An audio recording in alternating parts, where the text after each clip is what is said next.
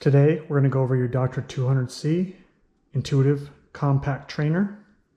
First, we're going to go over what's in the box. So inside the box, you're going to have your receiver, transmitter or remote. You're going to have your charger. You're going to have your charging splitter, test light, and a lanyard. Let's start with the remote or the transmitter. First, we have a pager button right here, and this is to make the receiver vibrate. On the side, we have a nick button and a continuous button. Now what that means is if I push this nick button here on the side, you're going to see the light right here flash and then go off, no matter how long I hold it. Now, if I continuously push it over and over, it's just going to go and go and go, which is a momentary touch to the dog. If I was to use the continuous button below that, if I push and hold the button in, it's going to continuously tap, tap, tap, tap, tap. We'll do this for 12 to 15 seconds and then automatically shut off. Now, you see it shut off on its own. I release. You have your rheostat dial on the top that has 100 micro levels. You have your antenna up here that has 1/2 mile maximum range. On the back, you have your charging receptacle and the dust cover that's on top of it. We'll get into charging in a little bit. And then this is how you turn on your receiver. You touch this to the magnet on your receiver and the receiver will turn on. As far as the remote goes, there is no on button for the remote. It's just hanging out waiting for you to push the buttons. The rheostat dial adjusts very easily up and down. Okay, you can use your thumb. That's how it's designed, is to use your thumb like so. All right, so let's go over the receiver. Like I pointed out earlier, there's a red magnet at the bottom of your remote, and there is another red magnet on your receiver. You also see the indicator light flashing green here. That means the receiver is on. So to turn it on or off, you're going to touch this on the remote and hold it to this until it goes on or off. So if I take it and I touch and hold, you're going to see it flash red and then discontinue blinking. That means that the receiver is off. To turn it back on, I'm going to take this red magnet, I'm going to touch it again and hold it.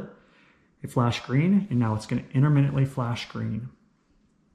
A good way to check to see if your receiver is on when it's on your dog or has been inadvertently turned off or not turned on, you can just grab the receiver and push this pager button.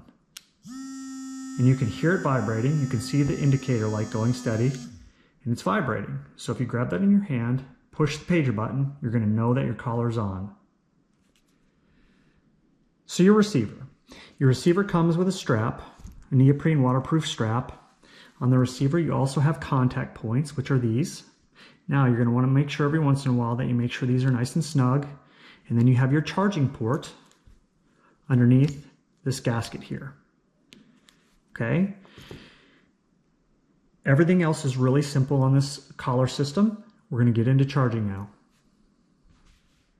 So to charge your Dogtra 200C, you're going to have your male end on your original charging cord, and then you're going to have this splitter adapter.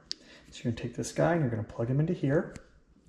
And then on your remote, you're going to go underneath this dust gasket on the back. You're going to see that receptacle in there. It's super easy. They're both exactly the same. You're going to plug this guy into here.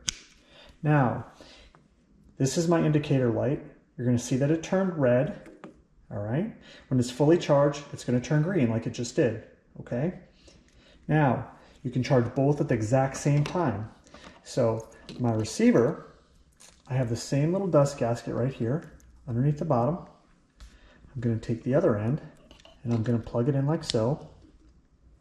And you're going to see the indicator light, just like the remote, come on red. And when it's fully charged like it just did, it's going to turn to green. That lets you know you're ready to go. Everything's fully charged. A few things to note when you're charging your system. is the system takes 2 hours to fully charge. Even though in the demonstration it turned from red to green really fast, it's because the system was pretty much fully charged when I did plug it in. So 2 hours to fully charge. We recommend that you put it on the charger every night. If you let it get too low over time, it can damage the lithium-ion battery inside, and you don't want to do that. Your collar system has a 1-year manufacturer warranty against manufacturer defects. Okay, so now we're going to go over fitment, and we're going to go over some safety. So fitment. This collar should be on your dog so 2 fingers can barely fit underneath the strap. Not the receiver, but the strap. So if this was on your dog, you're going to go under the strap here like so. Now for demonstration purposes, I have a collar on my arm. Now, it should be snug. 2 fingers should snugly fit under here. It shouldn't be, I can fit a whole hand under there or any of that stuff. 2 fingers pretty snug. Now, once you have this fitted correctly on your dog, you want to make sure that every 2 to 4 hours you're going to rotate it. These contact points, they need to have good contact, A, so you can communicate with your dog, but B, if these are sliding around everywhere, it's going to create friction, which could cause skin irritation, which comes in the form of a small rug burn the size of these points. And that is not from anything else besides heat, pressure, and friction. Mostly because it's too loose or it's not being rotated. So every 2 to 4 hours, to alleviate the heat, the moisture, and the pressure that can build up under this because it's plastic rubber composite, you just want to take it and move it on the dog's neck every 2 to 4 hours. So this can be located from the ears all the way underneath. You just never want to put it on the back of the dog's neck. So if this is on your dog, to rotate it,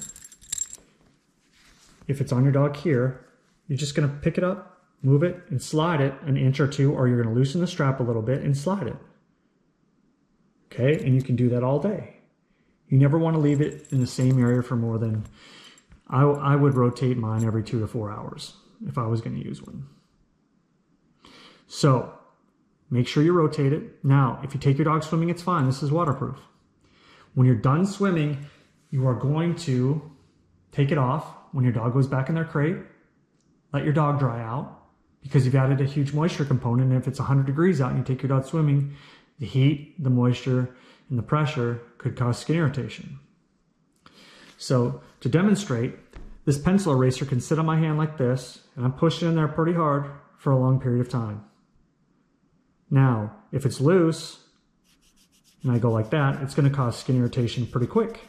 And this is already getting hot and unpleasant. So to rotate, all you're doing is putting all this pressure from here to here, and then to here. And then you're just working it around. So if you follow those rules, you should never have any problems. On another note, this is the original collar that was on this receiver. Now, there's a D-ring on here, a little round ring. You never want to hook a leash up to that. This is for dog identification, rabies tags, things of that nature. If you hook a D-ring up or a leash up to this, you're going to pull these contact points into your dog's skin, which is going to cause irritation. It's going to be unpleasant. Nobody wants that pulled into their skin. So you're going to hook your leash up to your flat collar or whatever else you're using on your dog, a harness or whatever else you're using. Just never want to hook it up to this guy. So to recap, rotate your collar every 2 to 4 hours. Never leave your dog unattended with any collar system on, flat collar, slip chain, martingale collar, any other collar, even a harness. Never leave them unattended with a harness. I always take that stuff off when they're unattended or in their crate. If you take your dog swimming, when you're finished, you want to take your receiver off, let your dog dry out, and then put it back on.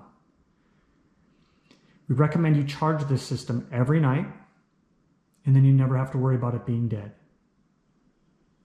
This is a brief overview of your Dogtra 200C system.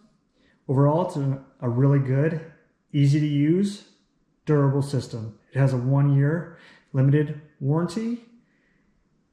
And if you have any questions, be sure to ask your trainer or leave them in the comments below, and I'll do my best to help you out. Thanks for watching.